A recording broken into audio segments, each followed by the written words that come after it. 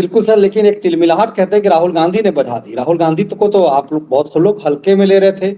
आज राहुल ने कहा कि वो गीता के ज्ञाता हैं, उपनिषद और वेद जो है बहुत पढ़े हुए हैं, बहुत गहराई से। अब इस देश में तो सर गीता तो हम लोग पढ़ते हैं, रामायण पढ़ते हैं, लेकिन वेद तो पढ़ना और समझना विद्वत जनों के भी समझ से पढ़े हैं, उपनिषद को समझना।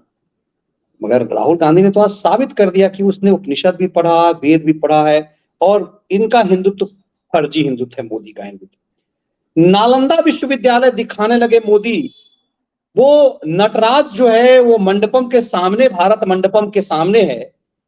क्या इससे ये बौखलाहट बढ़ी है कि आप कल परसों बता रहे थे कि वो मरघटिया ले जाते थे अटल जी से लेकर के उसके पहले तक के प्रधानमंत्री। ये भारत मंडपम में जो सनातन तस्वीर दिखी है, वो एकाएक राहुल गांधी को इतना बड़ा हिंदुत्व का ज्ञाता बना दिया कि वो वेद और उपनिषद सबके ज्ञाता हो गए। जो इसका स्क्रिप्ट लिखता है वो मेंटली विक्षिप्त है क्या, पागल है क्या? मैंने कोई लिखते नहीं है मनीष जी, वो तो जैसे रास्ता चलते वाली बात है। अरे आप जो लिखता है वास्तव में आप सही कह रहे हैं कि वो भी कितना कम पढ़ा लिखा है। अगर इसने वेद गीता की बात की थी तो कम से कम गीता के एक आध श्लोक कोट कर देता, या उपनिषद की बात की थी तो उनके कर देता, या ये बताता कि मतलब एक तो गीता और उपनिषद का कौन सा इसने तालमेल बनाया, ये मेरी समझ में नहीं।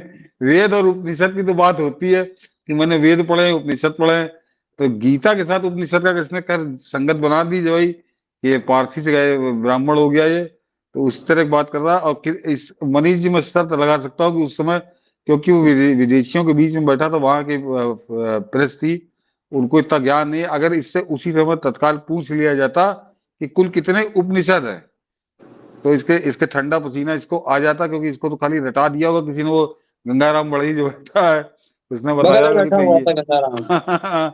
वही इसको लगा हुआ है। तो ये मनीष जी मजाक बना रहा, और ये सबसे खास बात ये है कि ये सनातन धर्म का सहारा लेकर ही सनातन धर्म का मजाक बना रहा है। जरा सोचिए, अब मैं देखिए, हाँ मैं भूल गया, बड़ी मुझसे वो गलती हो गई कि वो एक ट्वीट है, अमेरिकन जो व्हाइट हाउस में महिला काम करती है, वो कह रही है कि राहुल गांधी के बारे में कह रही है कि इस आदमी को देख के मुझे शक होता है कि कैसे लोग इसको नेता मानते हैं। देखिए तो जो आदमी की ये छवि है, वो सामान्य महिला को नेतागिरी नहीं करती, वो आदमी इसके ऊपर इस तरह की बात कर रही है। तो ये अपने आप को जब कहता है सनातनी, तो शर्म आती है कि बाहर लोग क्या सोचते होंगे कि सनातन धर्मी सनातनी कैसे होते हैं।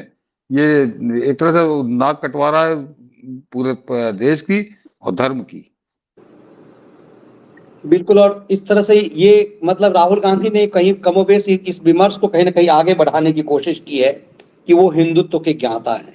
तो जो लोग कल तक ये कह रहे थे हिंदुत्व को गाली, मंदिर जाने को लड़की छेड़ना, राम और रामायण का वजूद नहीं है, सुप्रीम कोर्ट में हलफनामा, एकाएक अपने आप को वेद के ज्ञाता, उपनिषद के ज्ञाता, ये काय क्यों कहने लगे? और ये कहने लगे कि हिंदुत्व इनका हिंदुत्व असली हिंदुत्व नहीं है, इनको हिंदुत्व की समझ नहीं है। ये कैसे, ये हिंदुत्व विमर्श में एकाएक क्यों आ गया, कैसे आ गया ये कांग्रेस के लिए?